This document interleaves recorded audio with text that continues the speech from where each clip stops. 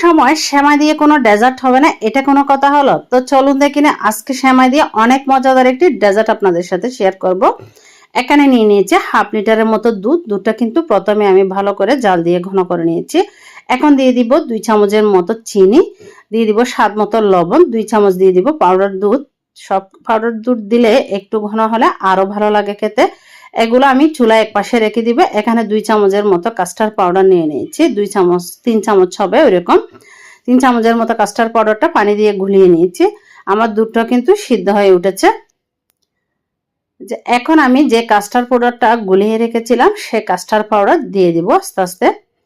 Custard powder দিয়ে ভালো করে অনবরত নাড়াচাড়া করতে হবে যাতে করে দলা পেকে না যায়। কাস্টার্ড পাউডারটা আপনার যদি দুধটা ঠান্ডা হয় তাহলে কিন্তু পাউডার দিতে পারবেন, আর না হয় কিন্তু এভাবে পানিতে দিয়ে দিবেন। দিয়ে দিয়েছি কিছুটা পরিমাণ বাদাম।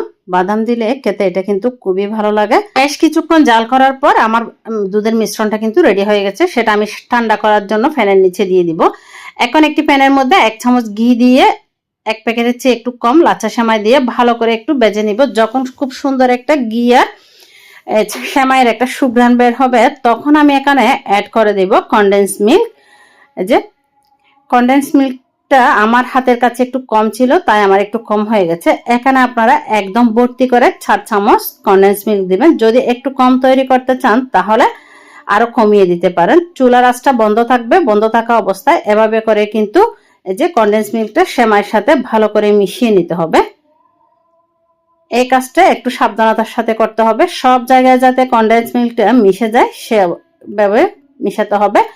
এখানে আমি কিন্তু কোনো চিনি ব্যবহার করব না, কারণ এখানে যেহেতু কনডেন্স মিল্ক ব্যবহার করেছি, কনডেন্স মিল্কে কিন্তু প্রচুর পরিমাণে চিনি থাকে। এখন গরম থাকা অবস্থায় এরকম একটি বাটির ভিতরে দিয়ে চামচ দিয়ে এরকম চেপে চেপে এরকম শেপ দিয়ে দিব গোল গোল। যে দেওয়া হয়ে গেলে এখন এই যে হাত দিয়ে এভাবে নিলে কিন্তু খুব সুন্দরভাবে উঠে আসবে। বাটিতে হালকা একটু ঘি লাগিয়ে দিবেন, দেখবেন খুব সুন্দরভাবে কিন্তু সবকিছু উঠে আসবে।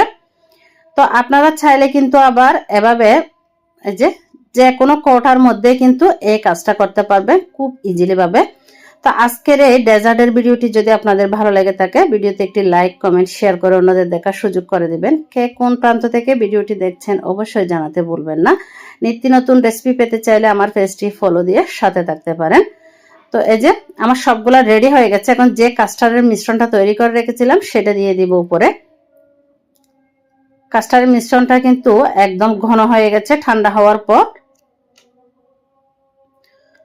সবগুলা কাপের মধ্যে দিয়ে দেওয়ার পর এখন আমি আম কেটে নিয়েছিলাম, উপরে কয়েকটা আম দিয়ে দিয়েছি। আপনারা চাইলে কলা দিতে পারেন, আনার দিতে পারেন, যে কোনো কিছু দিতে পারেন। তবে আমার মনে হলো আম দিয়ে কিন্তু খেতে খুবই ভালো লাগছিল। ঠান্ডা ঠান্ডা এই ডেজার্টটা অসাধারণ। একবার হলো আপনারা বাসায় ট্রাই করে দেখবেন। আজকে বিদায় নিচ্ছি।